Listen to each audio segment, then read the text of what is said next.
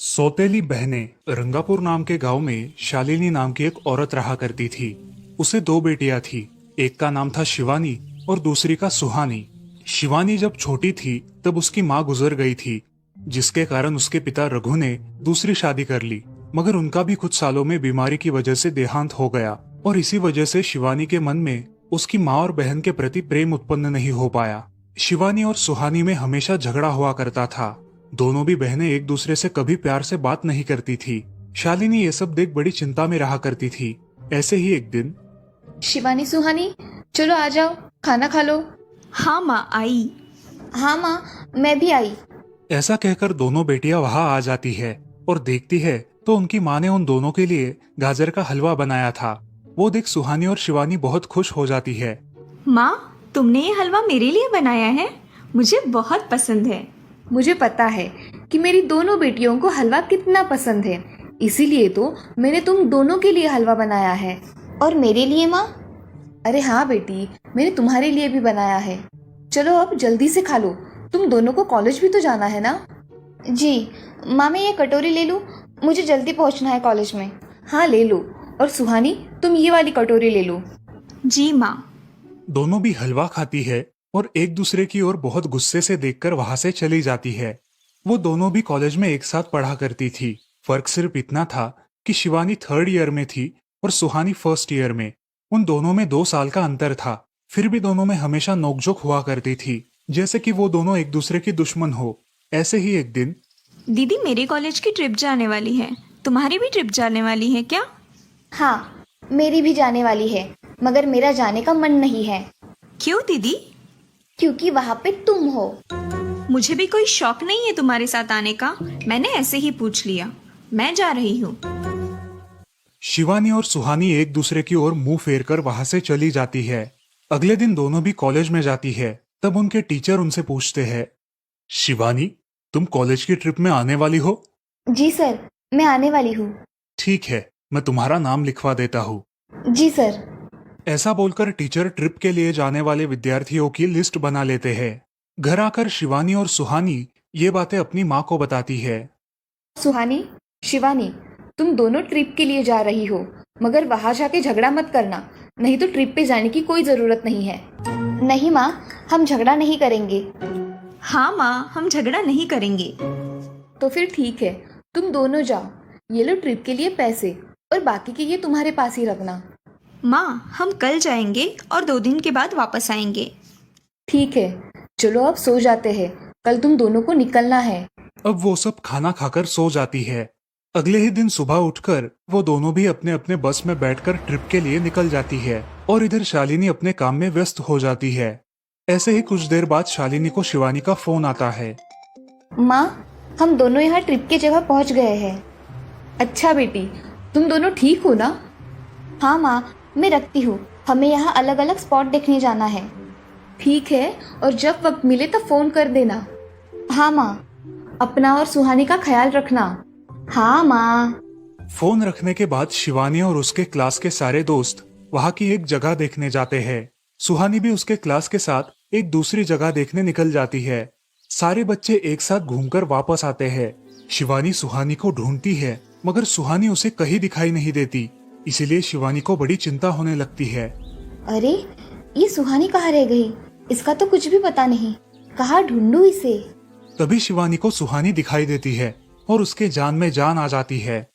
सुहानी, कहाँ गई थी तुम? मुझे कितनी चिंता लग गई थी तुम्हारी। अरे, मैं यहाँ ही थी मेरी सहेलियों के साथ। मुझे कुछ नहीं हुआ। ऐसा बोलकर सुहानी वहाँ से चली जाती है। दूसरे दिन सब लड़के लड़कियाँ जल्दी उठकर अपनी तैयारी कर लेते हैं और पहाड़ पर जाने के लिए निकलते हैं। वो सब आज थोड़ा घूमकर शाम तक निकलने वाले थे। सब विद्यार्थी एक हिल स्टेशन देखने चले जाते हैं। शाम होने तक उस पहाड़ी का मजा उठाते हैं, लेकिन सुहानी बिना किसी को बताए उस पहाड़ी के एक अनजान हिस्से में चली जाती है। वहाँ का मनमोहक दृश्य देखते देखते गलती से उसका पैर फिसल जाता है और वो वहाँ से नीचे गिर जाती है। शाम हो जाने के कारण सभी विद्यार्थी वहाँ से निकलने लगते हैं और यहाँ सुहानी एक पेड़ के सहारे उस पहाड़ी की चोटी पर लटकी रहती है। शिवानी सभी विद्यार्थियों में अपनी बहन को ढूंढती है, लेकिन वो उसे कहीं नहीं मिलती।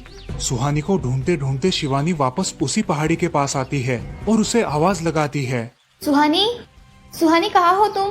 दीदी मैं यहाँ हूँ, बचाओ मुझे, मैं यहाँ हूँ। सुहानी की आवाज की ओर जाते ही उसे पता चलता है कि सुहानी पहाड़ी पर लटकी है। ये सब देखकर शिवानी बहुत घबरा जाती है। शिवानी अपनी पूरी ताकत लगाकर उसे ऊपर खींच लेती है। तुम यहाँ क्यों आई थी? अगर तुम्हें कुछ हो जाता तो मैं क्या करती? माँ को क्या जवाब देती? दीदी मेरा पैर फिसल कर मैं वहाँ गिर गई। मैंने बहुत आवाज दी मगर मेरी आवाज किसी ने नहीं सुनी। तुम ढूंढती हुई आई और मुझे बचा लिया। तुम दुनिया की बेस्ट दीदी हो। हाँ सुहानी, चलो अब घर जाने के लिए देर हो जाएगी, बस निकल जाएगी। सुहानी को ऊपर खींचते वक्त शिवानी के हाथ पर बहुत सारे जख्म हो गए थे, इसलिए सुहानी अपनी ओढ़नी फाड़कर उसके हाथ पे बांध देती है और अब वो दोनों बस के पास चले जाते हैं। क्या हुआ है शिवानी, हाथ से खून बह रहा है तुम्हारे? कुछ नहीं सर, मैं वहाँ पे गिर गई थी, अब मैं ठीक हूँ। टीचर और सारे छात्र गाड़ी में बैठकर घर जाने के लिए निकलते हैं। घर आने के बाद शिवानी सारी हकीकत अपनी माँ को बताती है और वो सब सुनकर माँ दोनों को गले लगाकर रोने लगती है। तुम दोनों एक दूसरे के साथ होते हो, इसीलिए मुझे कोई टेंशन नहीं रहता, मगर मेरी बच्चियों खुद का भी ख्याल रखा करो। उस दिन के बाद दोनों सौतेली बहनों ने अपने बीच की सब नोकझोंक बंद कर दी और हंसी खुशी सगी बहनों की तरह रहने लगी। दोस्तों, इस कहानी से हमें ये सीख मिलती है कि हम सबको एक दूसरे के प्रति द्वेष की भावनाएं छोड़कर प्यार से रहना चाहिए। चंदनपुर नाम के गांव में चंपा नाम की एक औरत रहती थी। पति, 2 बच्चे और एक बेटी, ऐसा उनका पूरा परिवार था। उसका पति श्रीधर पोस्ट ऑफिस में जॉब करता था। उसके कमाई से ही घर चलता था। चंपा ने अपने घर के सामने एक छोटी सी दुकान खोल के रखी थी। उससे उसे जो भी मुनाफा होता वो अपनी बेटी की शादी के लिए जमा करके रखती। ऐसे ही बहुत दिन बीत जाते हैं। अब बच्चे भी बड़े हो जाते हैं। बड़ा बेटा अशोक डॉक्टर और छोटा बेटा रवि वकील बन जाता है और दोनों अपनी ट्रेनिंग पूरी करने लगते हैं। एक दिन उनकी बहन ज्योति के लिए एक अच्छा रिश्ता आता है और ज्योति की शादी पड़ोस के गांव के सरपंच जी के बेटे से हो जाती है। ज्योति बहुत ही कामचोर और गुस्सा करने वाली होती है। इसी कारण उसके ससुराल से उसे निकाल दिया जाता है। वो अपने पति को लेकर अपने मायके रहने आती है। अब चंपा का जमाई दुकान चलाता है और चंपा और ज्योति आराम से वहाँ रहती है। अरे ज्योति, जरा अपने कामचोर पति को कुछ काम करना क्यों नहीं सिखाती हो? कुछ काम का नहीं है वो। अरे हाँ माँ, उनके पिताजी ने तो उन्हें ही घर से निकाल दिया और हमारे माथे मर दिया। जाने दो, पति है। माँ और बेटी इसी तरह तानेबाजी करती रहती। अब बड़े बेटे अशोक की शादी उन्हीं के गांव के एक लड़की से करा दी गई, लेकिन उस लड़की से भी चंपा बहुत काम करवाती और वो बेचारी सासू माँ का आदर करके सब काम चुपचाप करती थी। एक दिन वो काम करके थक गई और एक जगह पर बैठ गई। ए कामचोर कमला, इतना सारा काम पड़ा है घर में, क्या वो तुम्हारा बाप आके करेगा? चलो उठ, काम कर। हाँ हाँ माँ जी, करती हूँ। ऐसा कह के कमला अपने काम पर लग जाती है और सारा काम खत्म कर देती है। चंपा अपने बेटे अशोक से घर आने के बाद चुगलियां किया करती थी।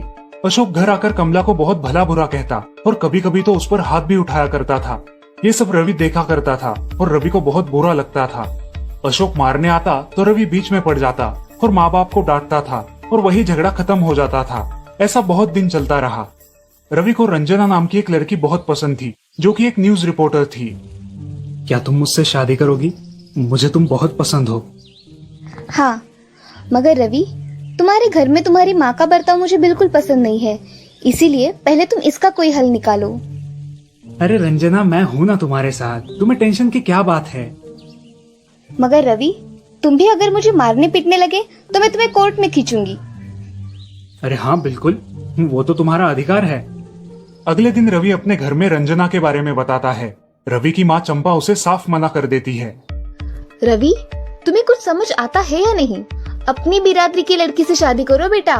इस घर में ये आखिरी शादी है और मेरे भी कुछ अरमान है बेटा। अजय, आप कुछ कहते क्यों नहीं? हाँ बेटा, तुम्हारी माँ सही कह रही है, तुम इसकी बात मान जाओ बेटा। नहीं पापा, मैं शादी करूंगा तो सिर्फ रंजना से, वरना मैं शादी नहीं करूंगा। सब चुप हो जाते हैं। अगले दिन रवि मंदिर से शादी करके घर आता है। सब अचरज से रवि की ओर देखते हैं और चुपचाप अपने कमरे में चले जाते हैं। कमला उन दोनों का स्वागत करती है और वो दोनों अपने कमरे में जाते हैं। कैसे लगा मेरा घर? अच्छा है, मगर सब मिलजुल के रहे तो और भी अच्छा होगा। रंजना, तुम्हें मेरी माँ को सबक सिखाना होगा, तभी घर के सारे सदस्य ठीक हो जाएंगे। ठीक है रवि, जैसा तुम चाहो। अगले दिन रंजना अपने घर के मंदिर में पूजा करने जाती है। तभी रुको, मेरे भगवान के मंदिर में तुम मत आओ, जाओ यहाँ से। ये कहकर सास रंजना को वहाँ से भगा देती है और घर के किसी भी काम को करने से मना कर देती है। तब क्या माँ जी, आज से मैं इस घर की बहू हूँ। इस घर पे मेरा भी उतना ही अधिकार है जितना कि आपका। क्या बोल क्या रही हो? निकल जाओ मेरे घर से। खबरदार अगर हाथ भी लगाया तो। पता है ना, मैं न्यूज रिपोर्टर हूँ। रातों रात खबर छाप दूंगी और कोर्ट के चक्कर लगेंगे वो अलग, समझिए आप। सास चुपचाप देखने लगी और उसकी बेटी और ससुर भी देखते ही रह गए। रंजना ने कमला से कहा, दीदी, मुझे आपसे काम है, आप मेरे कमरे में आइए। और हाँ, आज से खाना ज्योति दीदी आप बनाएंगी। अरे माँ, तुम कुछ बोल क्यों नहीं रही हो? ये मुझे काम करने को बोल रही है। अजी सुनते हो? चलो मेरी मदद करो। हाँ आता हूँ। ज्योति किचन का काम करने चली गई और सास बाहर का काम करने लगी। रंजना कमला को लेकर अपने कमरे में गई और उससे कहा, कमला दीदी, आप कुछ कहते क्यों नहीं? आप चुपचाप सह लेती हो, उसका ये नतीजा है। अब देखो दीदी कैसे काम कर रही है। आप कुछ काम करती थी क्या शादी के पहले? नहीं रंजना, मगर अब घर से ही अपना खुद का कुछ व्यवसाय शुरू करने का सोच रही हूँ। बहुत अच्छे दीदी, अब आप किसी से मत डरिए, हम हैं आपके साथ। सच में किसी के साथ होने का कितना महत्व होता है। अब उसकी सासू माँ ही घर के सारे काम करने लगी थी और ज्योति को काम करवाने की वजह से ज्योति भी अपने ससुराल जाने की सोच रही थी। अजी, यहाँ तो काम वाली से भी ज्यादा बुरी हालत हमारी हो गई है। चलो हम हमारे घर चलते हैं, सब है हमारे यहाँ। अरे रे, आप कहाँ चली? अभी भी काम बाकी है। ज्योति का पति रंजना से धन्यवाद कहता है और ज्योति को लेकर अपने घर चला जाता है। अब सासू माँ एक दिन पूरा काम करके इतना थक जाती है कि उसके बदन में बहुत दर्द होने लगता है। तब दोनों बहू सास के पास चली आती है और एक बहू सास के पैर दबाती है तो दूसरी बहू सर दबाती है। सासू माँ उठकर रोने लगती है। मुझे माफ कर दो मेरी बेटियों, अब से कभी ये गलती नहीं होगी। सास को उसके किए पर पछतावा होता है और ये देखकर घर के सभी सदस्य बहुत खुश हो जाते हैं। रवि और रंजना भी बहुत खुश होते हैं। वाह बहू, जो आज तक नहीं हुआ वो तुमने करके दिखाया। बहू हो तो ऐसी। रंजना अपने बर्ताव के बदले माफी मांगती है और अब सब लोग खुशी खुशी रहने लगते हैं। तो दोस्तों, इस कहानी से हमें ये सीख मिलती है कि हम सब मिलके परिवार बनता है और हम सब परिवार का महत्वपूर्ण अंग होते हैं। परिवार के काम मिल बांट कर करना ये हमारी वैयक्तिक जिम्मेदारी है।